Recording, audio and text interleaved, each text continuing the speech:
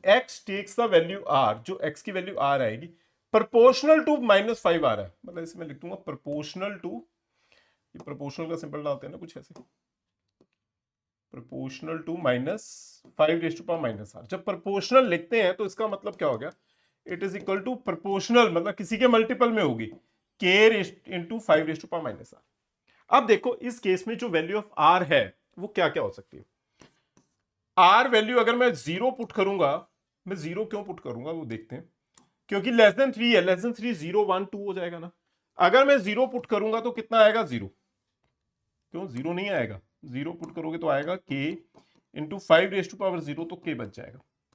अगर probability of x is equal to 1 put करेंगे तो कितना होगा 5 इंटू k⁻⁻1, तो k/5 हो जाएगा। 2 पुट करोगे तो कितना हो जाएगा k इंटू 5⁻2, तो कितना हो जाएगा k/5 k/5। क्लियर है। तो ये कुछ हमारा टर्म बन गया, इसका तो कोई एंड ही नहीं है, ये तो प्रोसेस चलता ही जाएगा ना। तो नेक्स्ट नंबर क्या हो जाएगा, अगर मैं 3 के लिए पुट करूंगा तो कितना हो जाएगा k इंटू k/5 अगला क्या हो जाएगा k/5⁴। ठीक है जी। तो इसकी सारी प्रोबेबिलिटीज का सम किसके इक्वल पता होता है 1, तो सारी टर्म्स का सम कर दो k/5 k/5² up to k/5³ up to so on infinity. सब में से k कॉमन, अंदर क्या बच के आएगा 1 1/5 1/5² 1/5³ up to so on infinity. ये सम आ गया ना, सम ऑफ इनफाइनाइट टर्म्स। इस केस में वैल्यू ऑफ a कितनी पता है 1/5, वैल्यू ऑफ r कितनी पता है 1/5। ठीक है जी। वैल्यू ऑफ a तो 1 पता है, सॉरी वैल्यू ऑफ a कितनी पता है 1, वैल्यू ऑफ a 1 पता है, वैल्यू ऑफ r 1/5 पता है। और इनफाइनाइट टर्म्स का फॉर्मूला कितना होता है, इनफाइनाइट टर्म्स के लिए फॉर्मूला a/1 - r पता है ना, जीपी का सम ऑफ इनफाइनाइट टर्म्स का फॉर्मूला a/1 - r। तो a वैल्यू कितनी है 1 upon 1 - r is equal to क्या बच के आएगा 1, क्योंकि जब प्रोबेबिलिटीज की है इसका सम किसके इक्वल होता है 1। मैंने सारी प्रोबेबिलिटीज का सम लगा दिया इज इक्वल टू 1, तो 1 के साथ इक्वेट कर देंगे k 5 - 1 4/5 is equal to 1, k value हो जाएगी 4/5, k वैल्यू 4/5 आ गई। देखो k वैल्यू 4/5 आ गई। अब जो फाइंड आउट करना है वो क्या फाइंड आउट करना है, probability of x less than 3।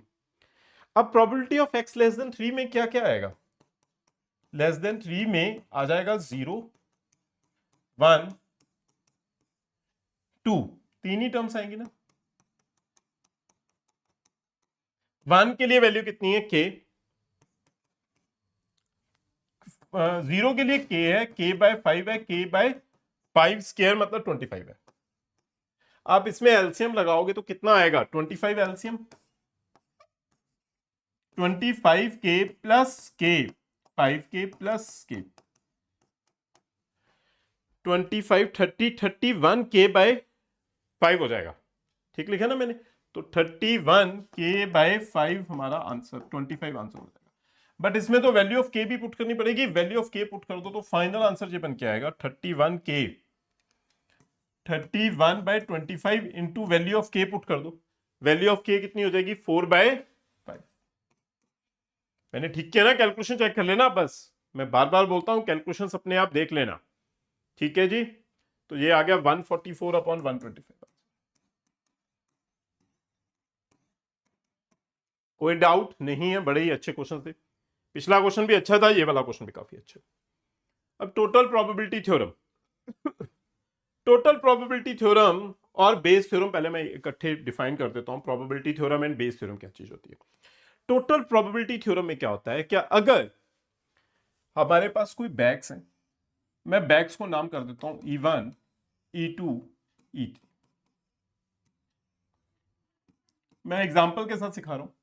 3 bags हैं, 3 रेड 4 ब्लैक बॉल्स हैं। इसमें है 4 रेड 3 ब्लैक बॉल्स, इसमें है 5 red and 2 black balls. 5 black balls ही कर दो। 3 बैग्स हैं E1 E2 E3 में हर बार नाम दे दूंगा। अगर क्वेश्चन आ जाए, देखो टोटल प्रोबेबिलिटी एंड बेस में क्या डिफरेंस है। टोटल प्रोबेबिलिटी है, क्वेश्चन आ जाए find the probability of red ball. हमें आ जाए find the probability of red ball. Red ball की प्रोबेबिलिटी फाइंड आउट करनी।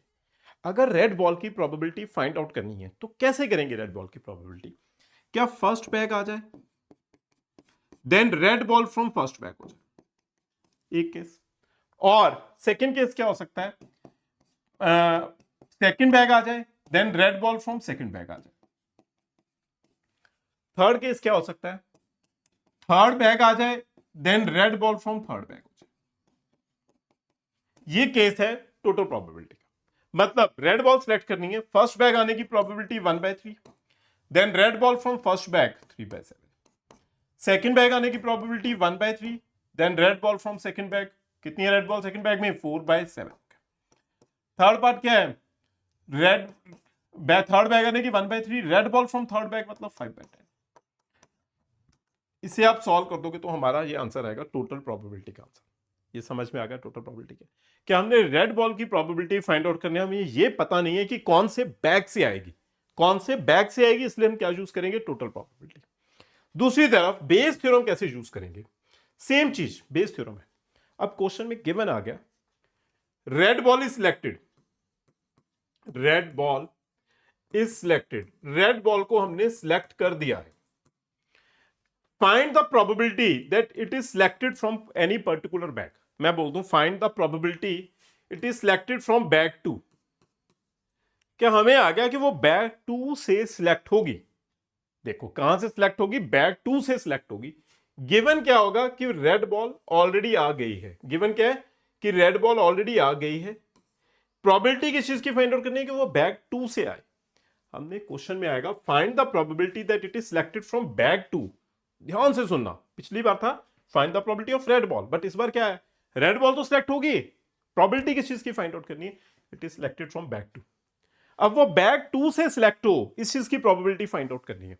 बैग 2 से सिलेक्ट हो एंड वो बॉल रेड आए, तो इसे लिखने का पैटर्न होता है probability of E2, simple E2 लिख दो, then red ball from E2 whole divided by नीचे आएगी टोटल प्रोबेबिलिटी। टोटल प्रोबेबिलिटी मतलब probability of E1 into red ball from E1 plus E2 then red ball from E2 then third bag then red ball from third bag. मतलब denominator में तो total probability आ जाएगी, ऊपर हमारे पास ऐसी probability find out करनी है वो किस पर्टिकुलर बैग से है। जैसे मैंने एग्जांपल दिया कि E2 से है, जिस भी बैग से आप यूज करोगे उसी को नीचे डिनोमिनेटर में लिख दो। मैं एक बार फिर एग्जांपल देता हूं। सपोज दैट आपके पास 3 टर्म्स आ गए E1 E2 E3। ए कुछ भी गिवन आ गया, ए क्या गिवन आ गया? सपोज दैट हमने फाइंड आउट करनी है प्रोबेबिलिटी, मैं ना बेस थ्योरम की जगह पे लिखता हूं इवन, मैंने बेस थ्योरम एक्सप्लेन कर दिया है, ये तो बस मैं दोबारा वैसे ही बता रहा हूं। ए गिवन टर्म आ गई, अगर ये हमारे पास गिवन आ गया, प्रोबेबिलिटी फाइंड आउट करनी है। सपोज दैट इस बार आ गया find the probability that it is selected from bag one and given है हमारे पास कोई भी एक टर्म गिवन है, ए क्या है हमारे पास गिवन है, ए गिवन है, तो मैं इसे क्या लिख सकता हूं, पहले तो मैं सेम ये वाली टर्म लिखूंगा प्रोबेबिलिटी ऑफ इवन, इसे उल्टा करके लिख देंगे ए गिवन इवन, डिनोमिनेटर में सेम टर्म टोटल प्रोबेबिलिटी में लिख देंगे even a given even plus E2 A given E2 plus E3 A given E3। ठीक है जी, ये हमारी इससे जो आंसर आएगा वो बेस थ्योरम का आंसर आएगा, कोई दिक्कत नहीं है। क्वेश्चंस पे चलते हैं। A purse contain 3 silver and 5 copper coins, कोई पर्स है जिसमें 3 सिल्वर के कॉइन्स हैं एंड 5 कॉपर के कॉइन्स हैं, and second purse contain 4 silver and 3 copper coin, मतलब पहले में 3 सिल्वर कॉइन्स हैं एंड 6 कॉपर कॉइन्स हैं, सेकेंड बैग में 4 सिल्वर कॉइन्स हैं एंड 3 कॉपर कॉइन्स हैं। A coin is selected at random from one of the two purses, मैंने दो पर्सेस को नाम दे दिया E1 and E2।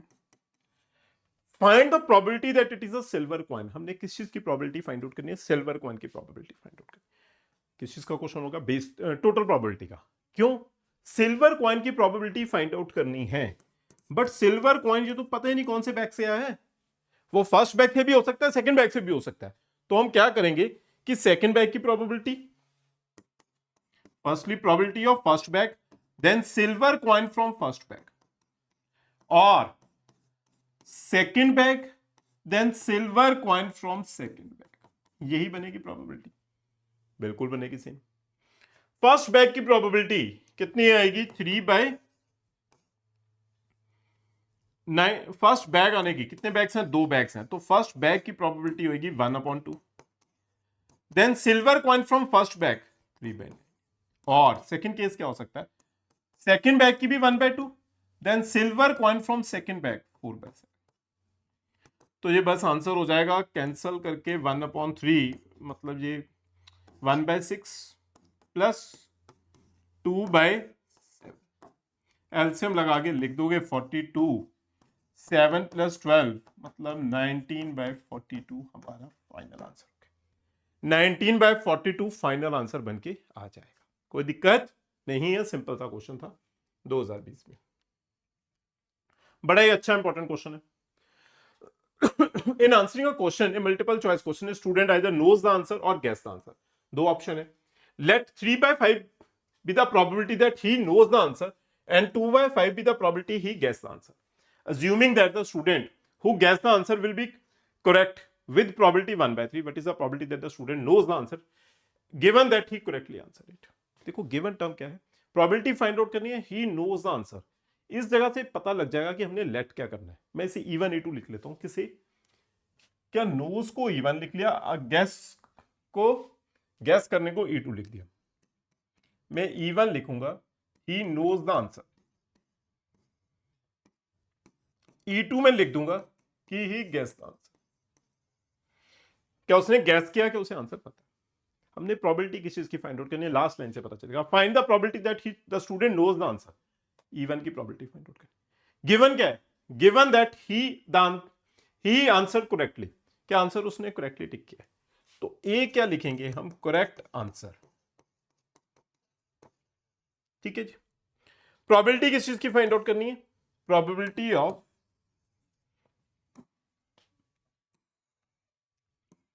E1 given E, ये हमने फाइंड आउट करना है कि he knows the answer given that he correctly answer it, इसकी प्रोबेबिलिटी फाइंड आउट करनी। इसे मैं कैसे लिख सकता हूं, probability of E1 A given E1 whole divided by probability of E1 A given E1 plus probability of E2 into A given E2। अब 1/1 में सारी प्रोबेबिलिटीज लिखूंगा। प्रोबेबिलिटी E1 मतलब ही नोज द आंसर, इसकी प्रोबेबिलिटी कितनी पता है, 3/5। प्रोबेबिलिटी ऑफ E1 क्या पता है, 3/5। प्रोबेबिलिटी ऑफ E2 मतलब ही गैस द आंसर, गैस करने का आंसर क्या पता है। E2 की probability the 2/5 be the probability that he guess the answer, तो कितना आ जाएगा 2/5। ए गिवन E1, ए क्या है लाइन समझना, ए क्या अज्यूम किया करेक्ट आंसर, E1 क्या है कि ही नोस आंसर। देखो क्या है, answer is correct, probability of answer is correct given that he knows answer. Simple सोच के देखो, आंसर करेक्ट हो जाएगा अगर आपको आंसर 100% आता है। 100% मतलब प्रोबेबिलिटी क्या हो जाएगी 1। आंसर करेक्ट हो जाएगा अगर आपको आंसर 100% पता है, तो गिवन है ना, E1 मतलब नोज आंसर, तो probability 1। A given E2, answer is correct given that he copied, given that he guess it. Answer A मतलब answer is correct given that he guess it, guess at E2। देखो यहां पे क्या लिखा है, A मतलब answer is correct, proper mention है, answer will be correct with the probability 1/3, assuming that student who guess at the answer will be correct with the probability 1/3। मतलब अगर उसे आंसर गैस किया तो कितने करेक्ट होने के चांसेस है 1/3, तो इसकी प्रोबेबिलिटी कितनी हो जाएगी 1/3। कोई डाउट, सारी प्रोबेबिलिटीज आ गई, सारी प्रोबेबिलिटीज आ गई है, वैल्यू पुट कर दो 2/3/5 इंटू 1, डिनोमिनेटर के अंदर हो जाएगा 3/5 इंटू 1 प्लस 2/5 इंटू 1। बस सॉल्व कर दोगे, जो भी आएगा वो आंसर फाइनल आंसर हो जाएगा। कैलकुलेशन मैं बिल्कुल नहीं करूंगा, आप अपने आप लिख लेना कैलकुलेशंस को। देखो फिर नेक्स्ट, मीन मतलब एक्सपेक्टेड वैल्यू ऑफ एक्स, ये हमें पता है mean. Find the values of a and b, hence determine this. A and b find out करना है। देखो सिंपल चीज है, फॉर्मूला फॉर मीन जो है, मीन या एक्सपेक्टेड वैल्यू ऑफ एक्स आप किसी भी तरह से लिखो, इसका फॉर्मूला होता है summation of x I into P I, या पी आई इंटू एक्स आई, कुछ भी लिख दो आप, P I into X I, P I into x. ठीक है जी, मैं सबसे पहले इसी टेबल को बना रहा हूं, बट थोड़ा अलग वे से लिख दूंगा।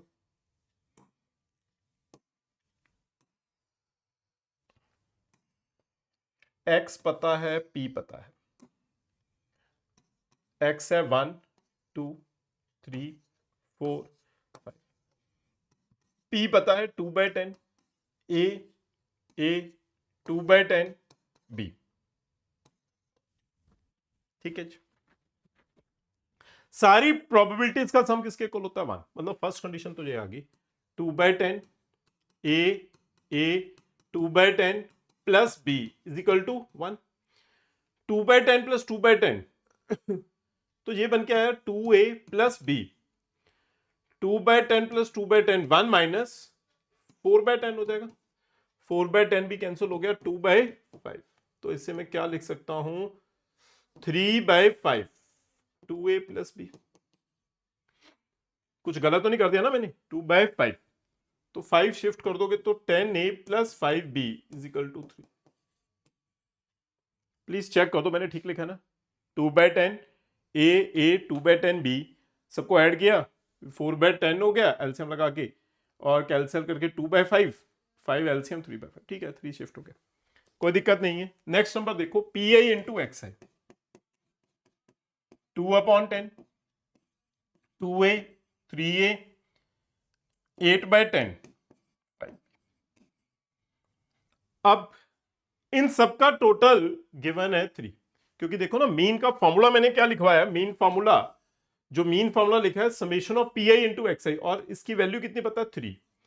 P I into X I का sum of these numbers, sum of these numbers कितना बन के आएगा 2/10, 2a 3a 8/10, 8/10 5b, 3 2 प्लस 8 10 हो गया, 10/10 1, 2 plus a 2a plus 3a 5a plus 5b, इस जगह से आ गया 5a plus 5b is equal to 2, 5a plus 5b is equal to 2 हो गया। अब इन दोनों इक्वेशंस को सॉल्व कर दो, इसे 1 2 को सॉल्व करोगे तो a एंड b आ जाएगा। मतलब कैसे आ गया, 10a plus 5b is equal to 3, 10a plus 5b equal to 3, 5a plus 5b is equal to 2। Subtract करोगे तो कितना बच के आएगा, 5b cancel, 5a is equal to 1, value of A क्या बन के आ जाएगी 1/5, वैल्यू ऑफ ए 1/5 है, वैल्यू ऑफ बी देखो 5a वैल्यू, वैल्यू ऑफ ए आ गई 5, इसे 2 में पुट कर देते हैं तो कितना आ जाएगा 1 + 5b is equal to 2, value of b भी 1/5 ही आ गया, ए एंड बी दोनों क्या बन के आ गए 1/5 एंड 1/5, क्लियर है, ए भी 1/5 आ गया, बी भी 1/5 आ गया, दोनों आंसर्स आ गए 1/5 1/5। अब आंसर क्या फाइंड आउट करना, probability of x is greater than equal to 3 find out करना। अब ग्रेटर देन इक्वल टू 3 में क्या आएगा, मतलब हमारे पास 3 वाली प्रोबेबिलिटीज 4 एंड 5 वाली प्रोबेबिलिटीज आ जाएंगी। Probability of x greater than 3 में कौन सी प्रोबेबिलिटीज आएंगी, 3, 4 और 5 वाली वैल्यूज। अब 3 वाली वैल्यूज में probability of x equal to 3 वाली वैल्यू कितनी पता है, a मतलब 1/5। प्रोबेबिलिटी ऑफ 4 वाली कितनी पता आंसर, 4 वाला आंसर कितना पता, 2/10, 2/10 को भी मैं 1/5 लिख दूं कैंसिल करके, 1/5 क्योंकि 2/10 पता ना। And probability of x equal to 5, x equal to 5 में कितना पता है, b मतलब कितना है फिर 1/5, तो तीनों टर्म्स का आंसर 1/5 1/5 1/5 आ गया ना, ये तीनों टर्म्स का आंसर। तो कितना आंसर हो गया 3/5 हमारा फाइनल आंसर बन गया। कोई डाउट नहीं है, इजी सा क्वेश्चन था, क्लियर हो गया जी, बिल्कुल क्लियर हो गया। 2024 का ही फिर एक बेस फिल्म का क्वेश्चन है, एक card from a well shuffled pack of 52 card playing cards is lost, एक कार्ड खो गया। From the remaining cards of the pack, जो रिमेनिंग कार्ड्स बच के, एक card is drawn at a random and is found to be king, एक card draw किया और वो क्या आ गया, किंग आ गया। Find the probability that the lost card being a king, हमने क्या प्रोबेबिलिटी फाइंड आउट करने की, जो लॉस्ट कार्ड है वो किंग हो गया, उसकी प्रोबेबिलिटी फाइंड आउट करनी। देखो मैं find the probability of lost card being a king, lost card being a king, इसकी प्रोबेबिलिटी फाइंड आउट करनी। From the remaining card of pack, card is drawn at random and found to be king, ठीक है जी। मैं पहले ले लेता हूं, E1 ले लेते हैं, E1 लॉस्ट कार्ड किंग,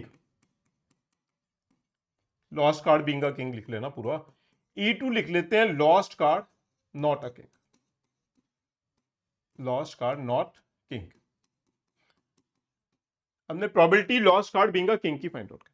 अब हुआ क्या है क्वेश्चन में कि पहले कार्ड लॉस्ट हो गए, फ्रॉम द रिमेनिंग कार्ड्स, जो कार्ड बच गए, एक कार्ड इज ड्रॉन, उसमें से कार्ड आया, मतलब 51 कार्ड्स में से कार्ड आया, and is found to be king, और जो कार्ड आया वो भी किंग आ गया, मतलब लॉस्ट होने के बाद भी जो कार्ड आया वो किंग आया। अब पता तो है नहीं कि वो किंग है या नहीं किंग, तो ए जो आया है, मतलब जो अज्यूम जो गिवन है, वो क्या गिवन है कि जब लॉस्ट कार्ड में से किंग ने कोई कार्ड सिलेक्ट किया, वो किंग सिलेक्ट हो गया, किंग 1 कार्ड जो सिलेक्ट हो गया वो किंग सिलेक्ट होके आया आफ्टर लॉस्ट कार्ड के बाद, जब हमने कार्ड में से कार्ड सिलेक्ट किया, वो गिवन है, क्लियर है। अब हमने प्रोबेबिलिटी किस चीज की फाइंड आउट करनी है, E1 की, मतलब lost card being a king, इसकी प्रोबेबिलिटी फाइंड आउट करनी। जब गिवन क्या है, क्या जब किंग खो गया उसमें से जो कार्ड आया वो कौन क्या है, किंग है, कोई भी कार्ड खो गया किंग है।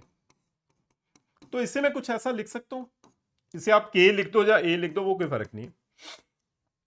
E1 इंटू के गिवन E1, डिनोमिनेटर में क्या हो जाएगा, प्रोबेबिलिटी ऑफ E1 के given E1 plus probability of E2 के गिवन E2। अब इसमें से प्रोबेबिलिटीज फाइंड आउट करके वैल्यूज पुट करो। E1 मतलब lost card being a king, E1 मतलब लॉस्ट कार्ड किंग हो जाए, लॉस्ट कार्ड किंग होने की प्रोबेबिलिटी कितनी, किंग कितने होते हैं 4, तो कार्ड के लॉस्ट होने की प्रोबेबिलिटी 4/52 है, मतलब 1/13। अब अगर मैं बोलूं E2 मतलब lost card not a king, अगर वो किंग नहीं है तो वो क्या होगा, कोई भी अदर कार्ड हो जाएगा ना, तो वो 48/52 हो जाएगा, 48/52 लिख दो, या फिर आप 1 - 1/13 लिख दो, तो एक ही बात बन के आएगी ना, 12/13। क्या देखो, लॉस्ट कार्ड किंग हो जाए तो 1/13 प्रोबेबिलिटी है, अगर लॉस्ट कार्ड किंग नहीं है तो 12/13, कोई दिक्कत नहीं है। समझ में आ गया ना कंसेप्ट जो मैंने बोला। अब देखो, किंग के लॉस्ट होने की प्रोबेबिलिटी आ गई, किंग के ना लॉस्ट होने की प्रोबेबिलिटी आ गई E1 E2। अब के क्या है, अब समझना, ये चीज बहुत ध्यान से देखना। के है कि किंग आ जाए, गिवन क्या है, क्या हमारा लॉस्ट कार्ड क्या हो गया, के है क्या किंग आ गया, गिवन क्या है कि लॉस्ट कार्ड किंग है। जब एक किंग गिर गया तो कितने किंग बचे अंदर, 3। हमने किंग सिलेक्ट करना जब हमारा लॉस्ट कार्ड किंग है, 3 किंग बच गए ना, एक तो किंग गिर गए, एक किंग गिर चुका है तो रिमेनिंग 3 किंग्स बचे हैं, उसमें से एक किंग सिलेक्ट होगा तो 3/51 हो जाएगा। 3/51 कैसे आया, समझ में आ गया ना। देखो एक कार्ड तो गिर चुका है तो टोटल में तो एक कार्ड हो गया, 51 बच गया। अब किंग कितने बचे हैं पीछे, 3। 3 क्यों बचे हैं, क्योंकि हमारा लॉस्ट कार्ड इवन है, मतलब किंग है। तो 4 थे ना किंग वाले, तो रिमेनिंग किंग के 3 ही कार्ड बचे, तो 3/51। सेकेंड टर्म के given E2, lost card king है, नहीं लॉस्ट कार्ड किंग नहीं है, E2 मतलब लॉस्ट कार्ड किंग नहीं है, बट जब हमने सिलेक्ट किया वो किंग आया। जब किंग लॉस नहीं हुआ तो किंग कितने बचे ऊपर, 4 के 4 बचे ना। E2 मैंने क्या लिखा कि लॉस्ट कार्ड किंग नहीं है, तो किंग है कितने, 4, तो 4 अपॉन टोटल कितना आ गया, 51, 4/51। कोई डाउट नहीं, बस सारी वैल्यूज आगे पुट कर दो। कितनी वैल्यूज आ गई, 1/13 into 3/51 whole divided by 1/13 into 3/51 plus 12/13 into 4/51। अब डिनोमिनेटर में से 13/51 तो कॉमन लेके कैंसिल हो गया, जो रिमेनिंग टर्म बच गई, जो रिमेनिंग टर्म बच गई है वो क्या बच के आ गई है, 3 अपॉन, मैंने 13/51 कॉमन लेके कैंसिल कर दो, 3 + 48, 3/51 हमारा फाइनल आंसर। कोई डाउट नहीं है, समझ में आ गया क्वेश्चन, बिल्कुल इजी क्वेश्चन था। हो गया जी। देखो क्या है, ए बायस्ड डाई इज ट्वाइस, कोई डाई है बायस्ड है, as likely to show an even number, likely to show an even number as odd number। अच्छा, a biased die is twice as likely to show as a even number as odd number, ठीक है जी। if such a die is thrown twice, find the probability distribution of the number of sixes। number of sixes के लिए हमने distribution find out करनी है, find the mean probability. अब देखो अगर डाई को थ्रो करते हैं तो क्या क्या नंबर पॉसिबिलिटी है, 1 2 3 4 5 6 आ जाएगा। अगर मैं 3 और हो जाएंगे, 3 इवन हो जाएंगे ना। अब उसमें क्या बोला है कि अगर biased die is twice as likely to show an even number as odd number. देखो अगर ऑड नंबर आया, 3 ऑड है, अगर 1 आया तो प्रोबेबिलिटी अगर मैं p लिख दूं, ऑड के लिए p है, तो 2 के लिए क्या होगी 2p, 3 के लिए क्या होगी p, 4 के लिए क्या होगी 2p, 5 के लिए क्या होगी p, 6 के लिए क्या हो जाएगी 2p। ये समझ में आया मैंने कैसे लिखा, मैंने 1 2 3 4 5 6 है ना, 1 ऑड है तो उसकी प्रोबेबिलिटी मैंने p एज्यूम कर दी, 2 इवन है तो 2p होगी क्योंकि उसने बोला कि इवन नंबर की प्रोबेबिलिटी डबल है, 3 ऑड है तो p, 4 इवन है तो 2p, फिर p फिर 2p। समझ में आया, बिल्कुल समझ में आया।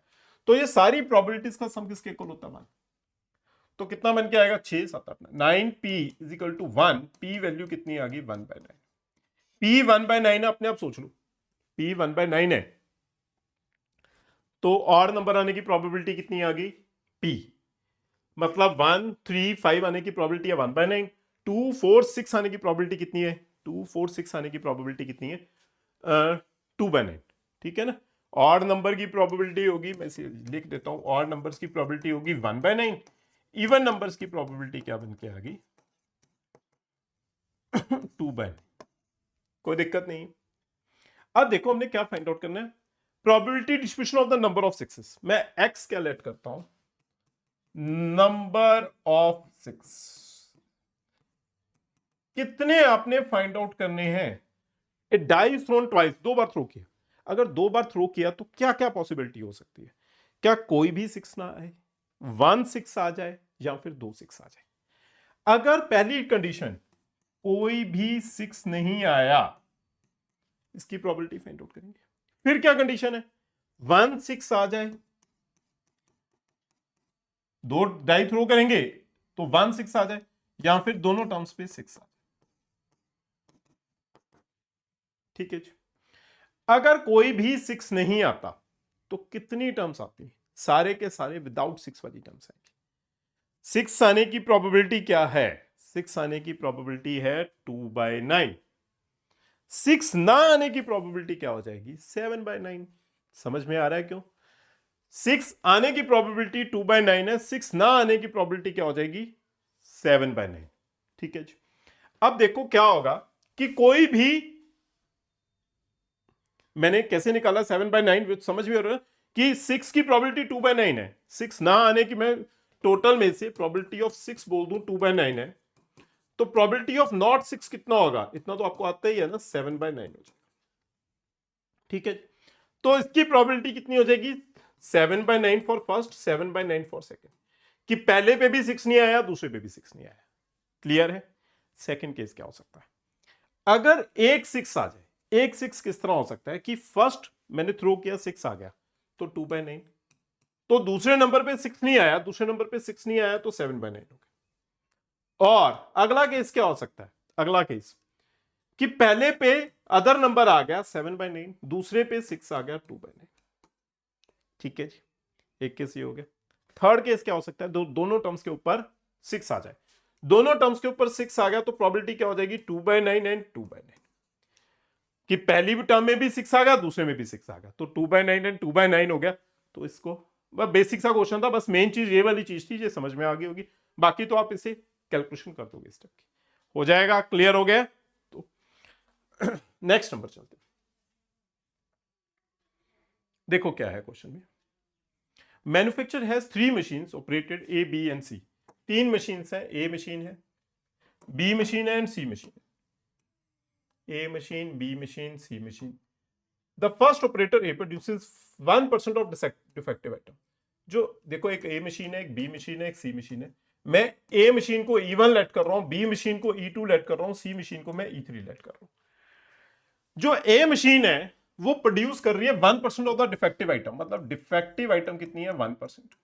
बी मशीन में डिफेक्टिव आइटम्स कितनी है? 5%। एंड सी मशीन में डिफेक्टिव आइटम्स कितनी है? 7%। कोई दिक्कत नहीं। A is on the job for the 50% of the time. जो ए है वो 50% ऑफ द टाइम के लिए जॉब के ऊपर है। ए फॉर 50% है जॉब के ऊपर, बी फॉर 30% टाइम है, and c for 20% of the time job के ऊपर। All the items are put into the one and one item is chosen at a random from this and is found to be defective। देखो ये चीज main है, and is found to be defective, कि एक item को हमने डाला और वो आइटम क्या आ गया? डिफेक्टिव आ गई। तो मतलब मैं, हमारे पास जो गिवन है वो क्या गिवन है कि जो आइटम आई है वो क्या है? डिफेक्टिव आइटम आई है। Find the probability that it was produced by A, कि वो ए मशीन पे प्रोड्यूस होगी। अगर वो ए पे प्रोड्यूस होगी मतलब मैं E1 पे प्रोड्यूस्ड है मेरी वो, ठीक है ना, मैं ए को मैंने E1 लेट किया है, तो E1 मशीन पे प्रोड्यूस्ड है, और गिवन क्या है कि हमने प्रोबेबिलिटी फाइंड आउट करनी है E1 की, प्रोड्यूस्ड बाय ए, उसे मैंने E1 लेट किया, एंड गिवन क्या है कि वो आइटम क्या आ गई है? वो डिफेक्टिव आइटम आ गई। गिवन है कि वो आइटम जो सिलेक्ट की वो डिफेक्टिव आइटम आ गई, तो हमें E1 मशीन के ऊपर फाइंड आउट करना है। गिवन क्या है कि जो आइटम क्या आई है वो डिफेक्टिव होगी। अब इसे मैं क्या लिख सकता हूं? Bayes theorem, probability of E1 into defective item from E1। Denominator में क्या होगा? E1 defective item from E1 plus E2 then defective item from E2 plus E3 then defective item from E3। ठीक है जी, E1 E2 E3 आ गया और defective items आ गए। Probability of E1, first machine से manufacture होने की प्रोबेबिलिटी कितनी पता है? 50/100। सेकेंड मशीन से मैन्युफैक्चर होने की प्रोबेबिलिटी कितनी पता है? 30/100। थर्ड मशीन से मैन्युफैक्चर होने की प्रोबेबिलिटी कितनी पता है? 20/100। ए गिवन E1, ए मतलब D given E1, defective item from first machine कितनी है? 1%। डी मतलब defective item from first machine 1%। D given E2, defective item from machine 2 is 5/100। D given E3, D given E3, defective item from third term is 7/100। Clear है? 7/100। सारी values put कर दो इस जगह पे, क्या बन के आएगा term? 50/100 into defective item from this number 1/100 whole divided by 50/100 into 1/100 plus E2 30/100 into 1/100 plus 20/100 into D given E2 5/100 था, ये 5/100 है। E3 7/100, नीचे से सारे 100 कैंसिल हो गए तो 50/50 प्लस 150 प्लस 140, बस ये टोटल करके लिख दो, ये हमारा फाइनल आंसर आ गया। कोई दिक्कत नहीं है, सिंपल सा क्वेश्चन था। क्लियर हो गया? बिल्कुल जी क्लियर हो गया। नेक्स्ट देखते हैं।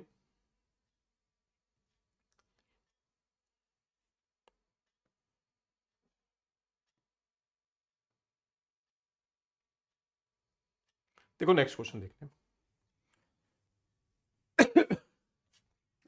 बड़ा ही अलग सा क्वेश्चन है। देयर आर 3 कॉइन्स, हमारे पास 3 कॉइन्स है। One is to headed coin, another is biased coin and that comes with 70% of the time, and third is unbiased coin. तीसरा बिल्कुल ठीक कॉइन है, मतलब 3 तरह के कॉइन है। One of the 3 coin is chosen at random and tossed, if it shows head what is the probability that it is to headed coin. मतलब 3 तरह के कॉइन है, एक तो जिसके दोनों तरफ हेड है, दूसरा ऐसा कॉइन जिसकी 75% हेड आने के चांसेस है, थर्ड वाला क्या है जो बिल्कुल अनबायस्ड कॉइन है। मैं पहले E1 E2 E3 इसी को लेट कर लेता हूं। E1 टू हेडेड कॉइन कि दोनों तरफ हेड आ गया। E2 क्या है? हेड 75% ऑफ टाइम जिसमें आए। E3 क्या है? अनबायस्ड कॉइन, मतलब जिसे हम फेयर कॉइन भी बोल सकते हैं। ठीक है जी। अब हमने प्रोबेबिलिटी फाइंड आउट करनी है, what is the probability that it is to headed coin, मतलब इसकी E1 की प्रोबेबिलिटी फाइंड आउट करनी है। गिवन क्या है? One of the 3 coin is random, if it is shows head, अगर हमें हमारे पास क्या आ रहा है कि वो कॉइन क्या शो कर रहा है? हेड शो कर रहा है। गिवन क्या है कि हेड आ रहा है, और प्रोबेबिलिटी क्या फाइंड आउट करनी है कि वो फर्स्ट वाले कॉइन्स में से आए। तीनों तरह के कॉइन टॉस किए, हमारी प्रोबेबिलिटी गिवन क्या है? क्या हेड आ गया? हेड आ गया, ये टर्म गिवन है, हेड आ गया, ये क्या है हमारे पास? गिवन है। प्रोबेबिलिटी किस चीज की फाइंड आउट करनी है कि वो टू हेडेड कॉइन में से आया। गिवन क्या है कि उसके ऊपर हेड आ गया। इसे मैं क्या लिख सकता हूं? Probability of E1 into head from E1 whole divided by probability of E1 into head from E1, probability of E2 into head from E2, probability of E3 into head from E3। ठीक है जी। Probability of E1, two headed coin आने की probability क्या है? E1 the probability, two headed coin, two headed coin probability है 1। नहीं, E1 E2 E3 तो कुछ भी सिंगल सिंगल टर्म सेलेक्ट हो जाएगी ना, मतलब या तो फर्स्ट वाला केस आ जाएगा या सेकंड वाला या थर्ड वाला। तो प्रोबेबिलिटी ऑफ E1 भी 1/3 है, प्रोबेबिलिटी ऑफ E2 भी 1/3 है, एंड प्रोबेबिलिटी ऑफ E3 भी 1/3। समझ में आया ना कि कोई भी एक पर्टिकुलर केस आ जाएगा तो 1/3 1/3 1/3। नेक्स्ट नंबर सोचते हैं, probability of head given E1। Head given E1 मतलब हेड आए, अगर E1 मतलब टू हेडेड कॉइन है, टू हेडेड कॉइन है तो हेड आने की प्रोबेबिलिटी क्या होगी? 1, क्योंकि श्योर ही है ना, टू हेडेड कॉइन है तो हेड आने की probability 1। Next case, head given E2, head given E2 क्या है? क्या 75% ऑफ द टाइम्स हेड आ जाए? 70% ऑफ द टाइम हेड आ जाए तो क्या टर्म बन के आएगी? 75/100 ही हो गया ना, तो 3/4 हो गया हेड आने की probability. Probability of head given E3, अगर बिल्कुल फेयर कॉइन है तो प्रोबेबिलिटी क्या हो जाएगी? 1/2 हेड आने की। क्लियर है? 1/2। तो वैल्यूज पुट कर दो, वैल्यूज पुट करोगे, पहले इस जगह पुट ही कर देंगे। E1 1/3 into head given E1 1, denominator 1/3 into 1 plus 1/3 into 3/4 plus 1/3 into 1/2। Values put करोगे 1/3 कॉमन आ जाएगा, 1/1 प्लस 3/4 प्लस 1। बस सिंप्लीफाई कर देना, जो भी सिंप्लीफिकेशन करके आएगा फाइनल आंसर बन के आ जाएगा। बड़ा ही अच्छा क्वेश्चन है ये भी। क्लियर हो गया? बिल्कुल क्लियर हो गया जी। नेक्स्ट क्वेश्चन पे चलते हैं। देयर आर टू बॉक्सेस, दो बॉक्सेस हैं, 1 and 2। Box 1 contain 3 red and 6 black ball. मैं बॉक्स ड्रॉ कर लेता हूं। कि जो फर्स्ट बॉक्स है इसमें 3 रेड एंड 6 ब्लैक बॉल्स हैं, 3 red and 6 black balls. Box 2 contain 5 red and n black balls. ठीक है, one of the two boxes, एक बॉक्स 1 है, E1 लिख दो, E2 लिख दो। is selected at random and the ball is drawn from it, इसमें से बॉल आएगी। the ball drawn is found to be red, जो बॉल आएगी वो किस कलर की आएगी? रेड कलर की आएगी। the ball drawn is found to be red if the probability that this red ball comes from box 2 is 3/5। अच्छा देखो क्या पता है, the ball drawn is found to be red, ये गिवन है। गिवन क्या है? क्या रेड बॉल आ गई, रेड बॉल आ गई, ये गिवन है। एंड प्रोबेबिलिटी भी गिवन है, the probability that this is red ball comes from the box 2 is 3/5। क्या पता है कि जो बॉल आई है फ्रॉम बॉक्स 2 आई है, बॉक्स 2 से रेड बॉल आने की प्रोबेबिलिटी कितनी पता है? 3/5। ये गिवन है, मतलब जो बेस थ्योरम का आंसर है वो गिवन दे दिया। क्लियर है? आंसर गिवन आ गया। नाउ फाइंड आउट क्या करना है? एन फाइंड आउट करना है, वैल्यूज फाइंड आउट कर देते हैं। Probability of E2 given R given है, इसे मैं लिख सकता हूं probability of E2 into probability of R given E2। हमेशा सेम लिख दो, प्रोबेबिलिटी ऑफ E2, इसे उल्टा करके लिख दो R गिवन E2। डिनोमिनेटर में क्या आएगा? E1 into probability of R given E1 plus E2 into probability of R given E2। ठीक है जी। Probability of E1, probability of E1 मतलब first bag on the probability, बोलो probability of first bag 1/2। Similarly probability of second bag भी 1/2 है। Next number समझना, probability of red ball from first bag, red ball from first bag R given E1 मतलब red ball from first bag 3/9। Red ball from first bag मतलब 3/9 मतलब 1/3 हो जाएगा। Probability of R given E2, R given E2 मतलब red ball from second bag, red ball from second bag मतलब 5 upon total balls मतलब n+5। ठीक है जी। एंड E गिवन R 3/5 पता, सब कुछ ही गिवन है, n फाइंड आउट करना है। कर दो values put, 3/5 is equal to 1/2 into 5 upon n+5 whole divided by 1/2 into 1/3 plus 1/2 into 5 upon n+5। 1/2 common लेके कैंसिल हो जाएगा, 3/5 5 अपॉन n+5। जो डिनोमिनेटर देखो 1/2 कैंसिल हो गया, बाकी जो बच गया रिमेनिंग एलसीएम लगा दो, 3 इंटू n+5, n+5 प्लस 15 हो गया। ठीक है, n+5 कैंसिल हो गया, कर दो मल्टीप्लाई 3/5, कैलकुलेशन चेक कर लेना प्लीज अपने आप, 5 3 15 n+20, 3n + 60 is equal to 75, 3n is equal to 15 value of n5।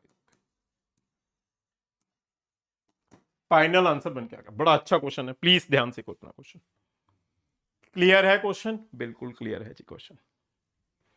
चलो फिर नेक्स्ट क्वेश्चन।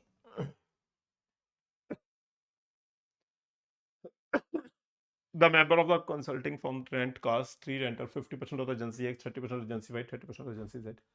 सेम क्वेश्चन है, बेस थ्योरम वाला, बिल्कुल सिंपल ही क्वेश्चन है, अपने आप कर पाओगे, देख लेना, क्वेश्चन लिख के अपने आप ट्राई कर लेना, आपके लिए छोड़ रहा हूं ये question. Question similar Bayes theorem वाले क्वेश्चन है, मैं नहीं करूंगा बार बार रिपीटेड क्वेश्चन। सेम क्वेश्चन भी बेस थ्योरम का है, कुछ भी नहीं है इसमें। सीईओ की सिलेक्शन 4:1:2 दे दी, मतलब 4/9 4 3 7 4/7 1/7 एंड 2/7, और उसमें प्रॉफिट की रेशियो ये दे दी है 0.3 0.8 0.8 0.8 दो बार लिख दिया, वो टाइपिंग एरर है, PQR, ये टाइपिंग एरर है। 0.8 0.3 0.8 एंड 0.5 बस पुट करोगे, सिंपल बेस थ्योरम का क्वेश्चन है, क्वेश्चन कर सकते हो। क्वेश्चन देख के अपने आप सॉल्व करना, बड़ा कॉमन सा क्वेश्चन है, बेस थ्योरम का मैं नहीं करूंगा, बेस थ्योरम के सिंपल क्वेश्चंस। ये क्वेश्चन भी मैंने ऑलरेडी किया, देखो बार बार रिपीट होता है सारे टाइप्स के क्वेश्चन प्रोबेबिलिटी में। Sum of probabilities is equal to 1, सबका सम इज इक्वल टू 1 कर दोगे, एंड मीन फाइंड आउट करना है। मैं मीन वाला क्वेश्चन है इसलिए एक बार कर देता हूं। ये क्या बनेगा? P 2P 3p p is equal to 1, 3 6 7 नहीं 7p इज इक्वल टू 1 हो जाएगा ना, p वैल्यू होगी 1/7, फर्स्ट पार्ट आंसर हो गया। Calculate the mean of the number of absent student, ठीक है जी।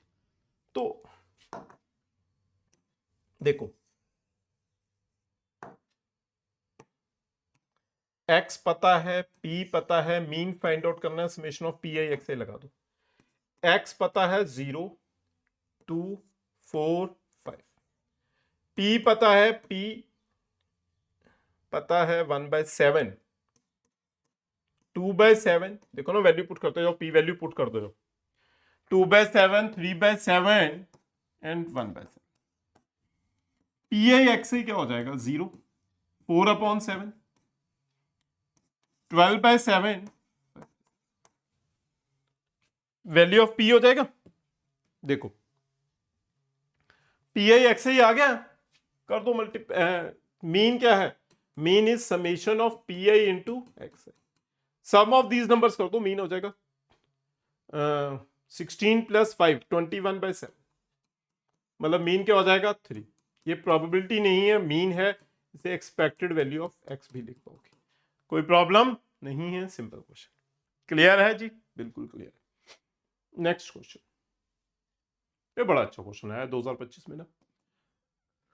ए dice thrown, 2 dice are thrown, 2 dice को थ्रो करोगे। Define the following 2 events A and B, 2 events पता है, ए पता है x + y = 9, बी पता है x, y where x is not equal to 3, मतलब फर्स्ट नंबर इज नॉट 3 है। Where xy denotes the point on sample space, check if the event A and B are independent or mutually exclusive, independent या mutually exclusive check करना।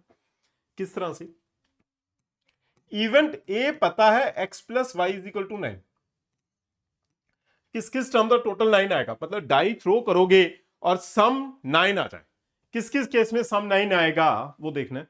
एक तो हो जाएगा 3 6 4 5 5 4 6 3, आ गया ए।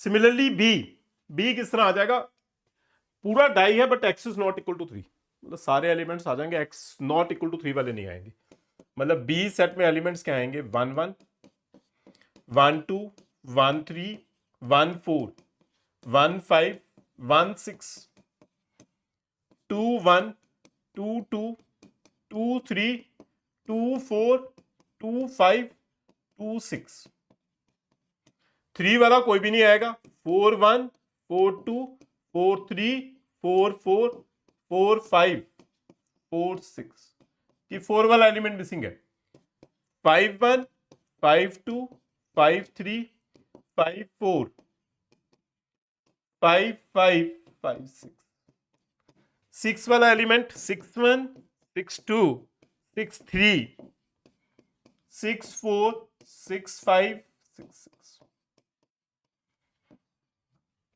ए आ गया, बी आ गया, क्लियर है, ए एंड बी आ गए। नाउ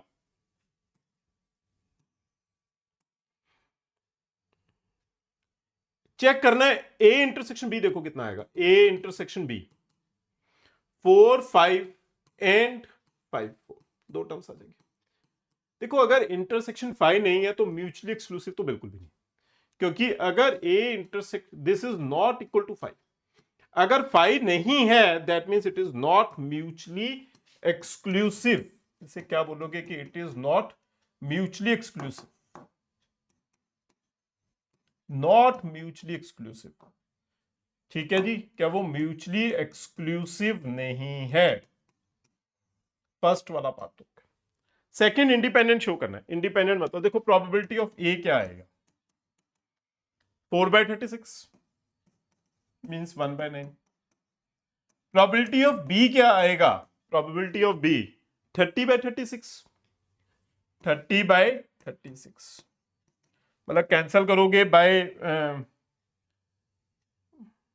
कैंसिल करोगे ना बाय 2 कैंसिल करोगे तो 15/18 हो जाएगा, फिर कैंसिल हो जाएगा विद 3 5/6 हो गया। Now probability of a intersection b क्या आ गया, a intersection b, a intersection b मतलब 2/36, क्या इक्वल है? बिल्कुल इक्वल नहीं है। तो probability of a intersection b is not equal to probability of a into probability of b. दोनों इक्वल नहीं है, मतलब इंडिपेंडेंट भी नहीं है, इंडिपेंडेंट भी नहीं है एंड म्यूचुअली एक्सक्लूसिव भी नहीं है। क्लियर है क्वेश्चन? बिल्कुल आसान question. Now case study based question discuss करूंगा कुछ। Rohit, Jasprit and Alia appeared in an interview for the vacancies of the same post. The probability that the Rohit selection is 1/5. देखो Rohit selection क्या पता है? 1/5 पता है। जसप्रीत सिलेक्शन क्या पता है? 1/3। एंड आलिया सिलेक्शन क्या पता है? 1/4। तीनों टर्म्स गिवन है, तीनों प्रोबेबिलिटीज लिख दोगे। Now based on the above information answer the following question. What is the probability that at least one of them is selected? Minimum एक सिलेक्ट हो जाए। देखो फर्स्टली रोहित नॉट कितना हो जाएगा? 4/5। जसप्रीत नॉट 2/3, पता ना, सब्ट्रैक्ट करके आ जाएगा। एंड आलिया नॉट 3/, कोई डाउट नहीं। क्वेश्चन है what is the probability that at least one of them is selected? At least one of them is selected probability find out करनी है। probability that at least one selected probability find out करनी है। या तो बहुत सारे केसेस बन जाएंगे, और ये क्वेश्चन करवाया ना मैथमेटिक्स वाली प्रॉब्लम वाला क्वेश्चन, सेम क्वेश्चन हो गया जी। तो 1 माइनस नो सिलेक्टेड वाली टर्म फाइंड आउट कर दो। नो सिलेक्टेड मतलब 1 minus probability of Rohit not, Jaspreet not, Alia not. तीनों ही नॉट हो जाएंगे। तीनों नॉट हो गए मतलब 1 माइनस 4/5 इंटू 2/3 इंटू 3/4। 3 कैंसिल हो गया, 4 भी कैंसिल हो गया। 1 माइनस 2/5 मतलब 3/5 फाइनल आंसर हो गया। फर्स्ट पार्ट आंसर 3/5 हो गया, कोई डाउट नहीं। Second part answer, What is the probability? Oh G and H represent कर दिया। G is represented as event, मैं कोई फर्क नहीं है, in terms of R and J लगा दूंगा। देखो क्या है, where G is the event of Jasprit and H naught is the event of Rohit naught। Rohit not है, मतलब क्या है? जसप्रीत एंड रोहित नॉट है। G फॉर जसप्रीत मतलब J लिख रहा हूं मैं for G, and for Rohit not R not. उसने G एंड H नेम कर दिया, मैंने उसे सेम लिख दिया, चाहे आप थ्योरेटिकल लिख देना, G for J, H for R। ठीक है, इसे कैसे करोगे solve? Conditional probability J intersection R not whole divided by probability of R not. देखो नीचे R नॉट ऑलरेडी पता है, R नॉट ऑलरेडी पता है। Jaspreet intersection R not find out करना है। किस तरह आ जाएगा? बाय सेट्स डायग्राम स्टार्टिंग में भी सिखाया मैंने। तो ये बनेगा probability of J minus probability of J intersection R whole divided by probability of R। Clear है? बिल्कुल क्लियर है जी।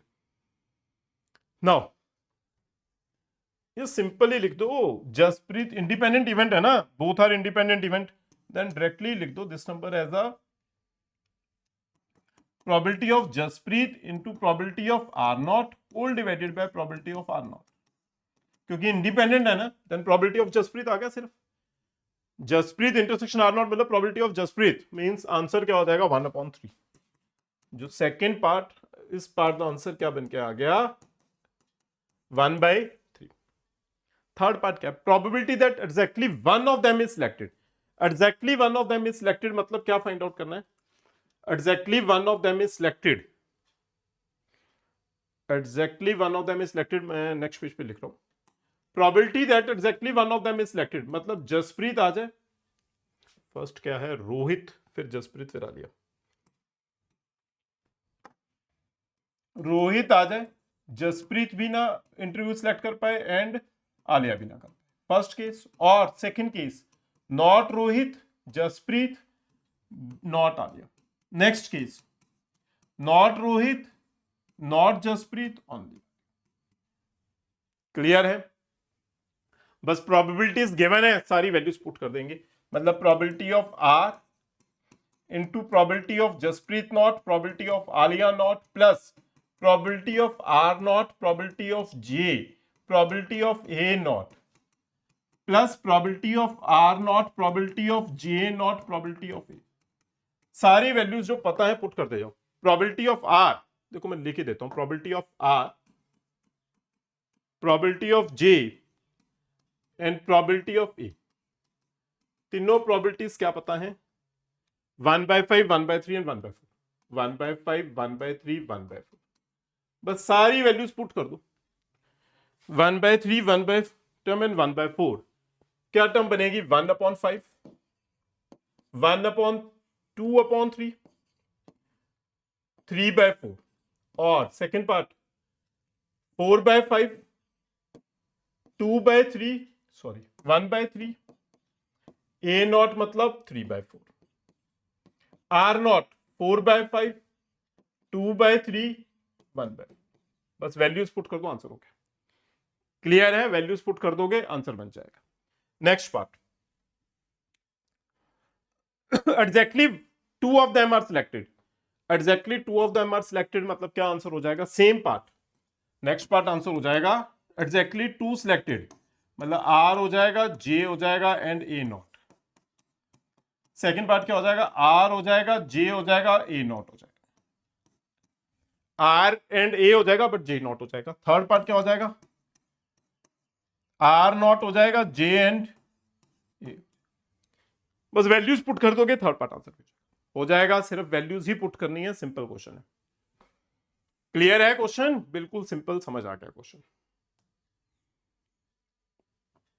नेक्स्ट क्वेश्चन देखो क्या है. A departmental stores send bills to charges its customer once a month. Past experience shows that 70% of the customer pay their first month bill in this time. The store found that the customer who pays the bill in time, the probability that the 0.8 of paying time next month, and the customer who does not pay in time has the probability that 0.4 in the next time. ठीक है जी. देखो first month पहले draw करूंगा. For first month है मतलब tree diagram के according की question सिर्फ प्रेजेंट कर रहा हूं. क्वेश्चन तो सिंपल ही वे है. 70%. कितने नहीं पे करेंगे? जो पे करेंगे वो है 70%. नॉट पे वाले कितने? नॉट ऑन टाइम, पे ऑन टाइम, पे not on time. Not on time कितना हो जाएगा? 70 है तो 30% हो जाएगा. क्लियर है ना? फर्स्ट बिल अगर 70% ऑन टाइम है, 30% ऑन नॉट ऑन टाइम है. अगर जो फर्स्ट बिल 70% ऑन टाइम करेगा, the store also find that who pays the bill in time has the probability of 0.8% paying in next month. 0.8 in next month. अगर first time 70% chances है पे करेगा, वो next time on time कितना पे करेगा? 0.8. Not on time क्या होगा? 0.2. सिमिलरली जो already not on time pay करेंगे, not on time does not pay in time, then in next month क्या हो जाएगा? 0.4%. मतलब नेक्स्ट मंथ में जो पहली बार ऑन टाइम नहीं पे करेंगे, वो नेक्स्ट मंथ में 0.4% ऑन टाइम पे करेंगे. The customer who does not pay on time has the probability that 0.4 in time of next month. Next term 0.4 pay करेंगे on time and not on time 0.6 हो जाएगा. समझ आ गया? मतलब जिसने, बहुत इजी क्वेश्चन है, जिसने फर्स्ट टाइम ऑन टाइम पे करेगा और सेकंड टाइम 0.8% ऑन टाइम करेगा. नॉट ऑन टाइम मैंने सब्ट्रैक्ट करके लिखा है 0.2. पता है ना? 0.8 है टोटल प्रोबेबिलिटी, 0.2 हो जाएगी. 1 माइनस 0.8, 0.2. अगर फर्स्ट टाइम वो नॉट ऑन टाइम है, मतलब ऑन टाइम 70% है, देन नॉट ऑन टाइम 30% हो गया. First time not on time है, then second time on time क्या करेगा? 0.4. नॉट ऑन टाइम 0.6 हो गया. फ्रॉम 1 माइनस हम सब्ट्रैक्ट हो गया. आंसर क्लियर है? Easy question. देखो क्या है. The probability of E1 and E2 are respectively denote. E1 and E2 क्या लिखोगे? The event the customer paying और not paying in first month of the bill. देखो कुछ नहीं है, फर्स्ट मंथ बिल पे करेगा, E1 एंड E2 है, मतलब प्रोबेबिलिटी ऑफ E1 क्या हो जाएगा? 70/100. प्रोबेबिलिटी ऑफ E2 क्या हो जाएगा? 30/100. E1 70/100, E2 30/100। क्लियर है? Next number, find the probability of customer paying second month bill on time. Second month bill on time पे करे, second month bill on time, second month bill on time, this part भी हो जाएगा, this part, दो possibilities है। किस तरह हो जाएगा, दो पॉसिबिलिटीज किस तरह हो जाएंगी फॉर सेकेंड पार्ट, कि फर्स्ट मंथ ऑन टाइम हो जाएगा 70/100, फर्स्ट मंथ ऑन टाइम हो गया 70/100, सेकेंड टाइम फिर ऑन टाइम हो गया 0.8, मतलब 8/10। और सेकेंड पॉसिबिलिटी क्या है, first time not on time है 30/100, but second time on time हो गया 4/10। मतलब एक्चुअली क्वेश्चन हो गया of total probability theorem, first time on time, second time on time, 70/100 into 0.8, first time not on time but second time on time 0.8। Clear है? बिल्कुल clear है। Now it is a case of total probability. Next part क्या हो जाएगा, the probability that customer paying first month bill in time, जो first month bill है अगर in time हो जाए, first month bill in time, if it is found that the customer has paid the second month bill in time, first month bill in time, if it is found that the customer pays second month bill in time, देखो कुछ नहीं है, first month bill in time है, given that है कि second month bill भी on time.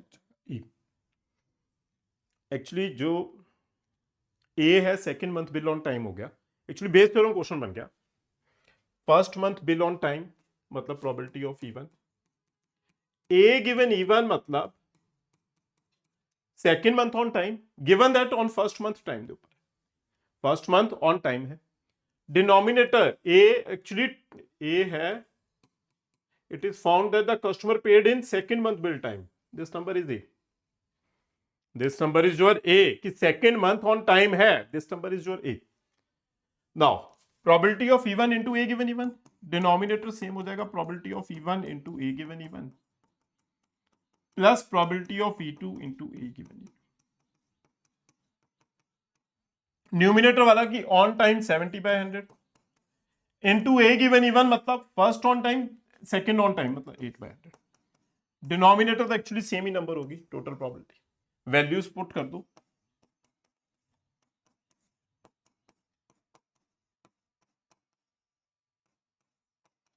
बस simplification करोगे, जो भी सिंप्लीफिकेशन करके आएगा फाइनल आंसर बनके आ जाएगा। कोई डाउट है? नहीं है कोई भी डाउट, पूरी टर्म क्लियर हो गई है, हो गया, बस ये फाइनल आंसर बनके आ जाएगा। क्लियर है? मैंने कुछ और क्वेश्चंस भी है मेरे पास, बट मैं यहीं तक डिस्कस करूंगा, आई थिंक आपको क्लियर होगी प्रोबेबिलिटी। प्लीज पीवाईक्यू करना, एनसीईआरटी वाले क्वेश्चंस करना, एंड थैंक यू स्टूडेंट्स, और बेस्ट ऑफ लक आपके फाइनल एग्जाम्स के लिए। Thank you students.